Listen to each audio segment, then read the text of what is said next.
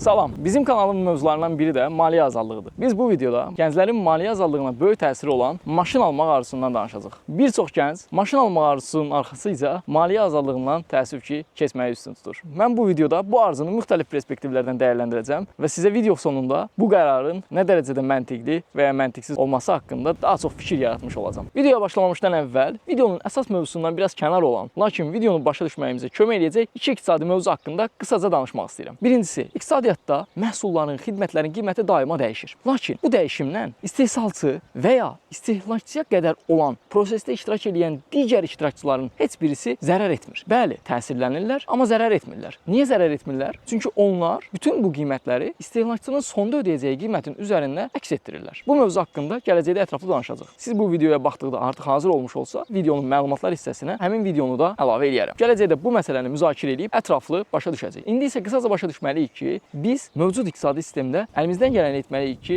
maksimum az istehlak edək. İstehlakçı rolunda az çıxış edək. Bu birinci məsələ idi. İkinci məsələ, bizim gənckən sahib olduğumuz maddi və ya digər resurslar yaşlandığımızda və ya orta yaş həddinə çatdıqdakı günlərlə müqayisədə çox daha qiymətlidir. Misal üçün, mənə bundan 5 il əvvəl birisi gətirib 100 manat versəydi, bu gün gətirib 200 manat verməsindən dəfələrlə dəyərli olardı. Baxın, 100 manatla 100 manatı müqayisə etmədim. 100 manatla 2 qat artığını müqayisə etdim. İnflyasiyanı nəzərə aldım, hətta daha artığını nəzərə aldım. Amma yenə də mənim üçün daha əvvəlki gənckən mənə verilən 100 manat daha dəyərli olardı. Bəs niyə? Çünki gənckən bizim öyrənməyə daha çox fürsətimiz olur. Dəyərləndirməyə, yoxlamağa daha çox fürsətimiz olur. Və həmin fürsət çox daha dəyərlidir. Nəinki orta yaş haddına çatdığımızda, həyatımızın daha az risk almalı olduğumuz dövrünə çatdıqda əldə etdiyimiz resurslar və ya fürsətlər. Ona görə bu qaydanı da yadda saxlayaq. Gənckən sahib olduğumuz resurslar çox daha dəyərlidir. Bu iki məsələdə az da olsa fikir sahibi olduqsa, indi isə qaydaq gənclərin maşın alma arzusuna. Bu videoda deyəcəyim şeylər hər nə qədər gənclərin əksəriyyəti üçün nəzərdə tutulmuş olsa da, videodan öyrəndiklərinizi öz şərtlərinizə uyğun dəyərləndirməyi və qərarlarınızı ona görə almağı unutmayın. Bu videoda doğru olaraq gəldiyimiz nəticə sizin üçün doğru olandan fərqlənə bilər. Gənclər niyə maşın almaq istəyir sualından başlayaq. Fikirlərimi sizə daha yaxşı çatdırmaq üçün bəzi qeydlərim var. Onları oxuyaraq davam edəcəyik. Birincisi, azadlıq və müstəqillik hissi. Bəli, doğrudur. Maşın insana müəyyən qədər azadlıq verir. İstədiyiniz vaxtı, istədiyiniz yerə gedə bilirsiniz. Müəyyən şərtlərdən asılı olsaq da, texniki olaraq gecənin ikisində bir yerə getmə ehtiyacı duyduğunuzda gedib maşınınıza minib həmin yerə gedə bilirsiniz. Status və imidж. Bu da ciddi məsələdir. Hələ ki, Azərbaycan kimi cəmiyyətlərdə, maşının status kimi görüldüyü cəmiyyətlərdə maşın ehtiyacının böyük hissəsi biraz sonra danışacağımız kimi status və imiclə bağlıdır. Sosial təzyiqlər və təzyiq. Uşaq vaxtdan gələn arzu. Valideynlərdən təzyiq və ya motivasiya. Bunu da yenə sosial təzyiqin altında birləşdirmək olar. Özləri üçün və ya başqaları üçün komfort ehtiyacı. Bunlar ChatGPT-nin bizə gənclərin niyə maşın almaq istədiyi ilə bağlı verdiyi cavablardır. İndi isə biraz əvvəl sadaladığım bu bəndlərin vacib olanlarının üstündən keçək, həqiqətən nə dərəcədə doğru olub olmadıqları haqqında düşünək. Birincisi, bəlkə də ən vacib olanı azadlıq arzusu ilə maşın almaq. Düşünək, bu gün özünü azad hiss edən insanların nə qədəri maşın sahibidirlər və ya bizi azad hiss etdirəcək şeylərin nə qədəri maşınla bağlıdır. İctimai nəqliyyatla, taksi ilə, təyyarə ilə, qatarla gedə biləcəyimiz yerləri nə vaxt bitirdik ki, indi isə şəxsi maşınımızla gedəcəyimiz yerləri istəyirik. Və ya biraz əvvəl dediyimiz gecənin ikisində durub bir yerə getmək, belə bir nümunə gətirə bilərik ki, azadlıq gətirir mənə, istədiyim yerə gedə bilirəm. Gecənin ikisində durub bir yerə gedə bilməyən insanların nə qədəri maşınla bağlıdır? Məncə çox az bir hissəsi maşınla bağlıdır. Daha çox o ikidə getmək istədiyi yerdən onu saxlayan şey ya qorxudur, ya tənbəllikdir. Maşının buradakı rolu çox azdır. Tam əksinə, maşın alan gənclərin böyük bir hissəsi maşın nəticəsində azadlıqdan daha çox qapanmaya çevrilirlər. Misal üçün, tıxazda keçirilən vaxtı buna saymaq olar və ya maşın ustalarında keçirilən vaxtı buna saymaq olar və ya kreditlə aldıqları maşının pulunu ödəmək üçün normaldan daha artıq işləyən, istirahətə,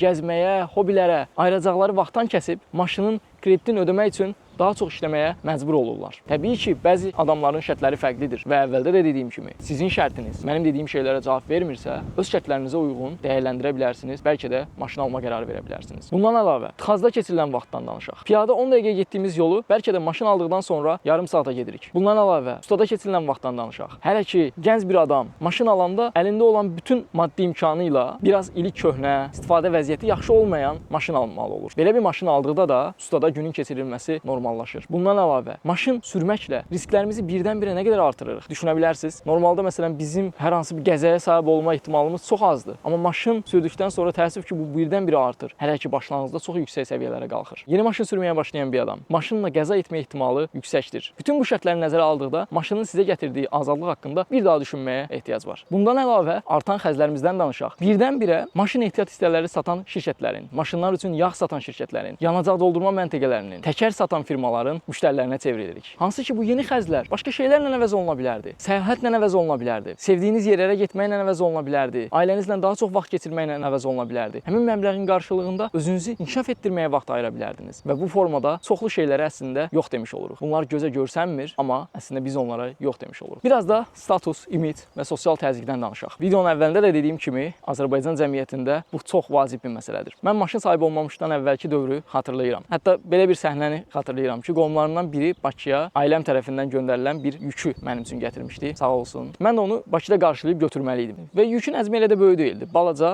əllə daşına biləcək bir yük idi. Harda götürməli olduğumu soruşmaq üçün əlaqə saxladım. Məndən soruşulan sual maşınımın olub-olmaması oldu. Mən də təbii ki, yox cavabı verdim. Daha sonra isə sən necə aparacaqsan bunu? Sən apara bilməzsən, mən gələrəm, gətirərəm kimi cavab aldım və sağ olsun həqiqətən də elə elədi. Mənim etirazlarıma baxmayaraq o formada idi, gətirdi. Burada əslində bir şeylə şahid oluruq. İnsanlar maşına çox böyük önəm verirlər. Maşının alternativi kimi taksini görmürlər. Başqa bir şey kimi baxırlar maşına. Amma əslində baxsaq, maşın bir nəqliyyat vasitəsidir. Bizi A nöqtəsindən B nöqtəsinə aparan bir şeydir. Amma təəssüf ki, insanların əksəriyyəti maşını bu formada dəyərləndirmirlər. Və ya qohumlardan gələn başqa təzyiqdən danışım. Toyda, bayramda səni görən qohumlar yaxınlaşıb, bəlkə belə bir maşın alasan, rahat olar sənin üçün və sair kimi fikirlər ifadə edirlər. Maraqlıdır, niyə insanlar belə başqalarına bu formada yaxınlaşıb onlara bu tip məsləhət vermək ehtiyacı duyurlar? Bunu başa düşmürəm. Böyük ehtimalla bu biraz əvvəl dediyim şeydən qaynaqlanır ki, onlar səni sevirlər, maşınsız insan təsəvvür edə bilmirlər, maşınsız kişi təsəvvür edə bilmirlər. Ona görə səni sevdiklərindən də sənə öz ehtiyac duyduqları, öz bir növ kişiliklə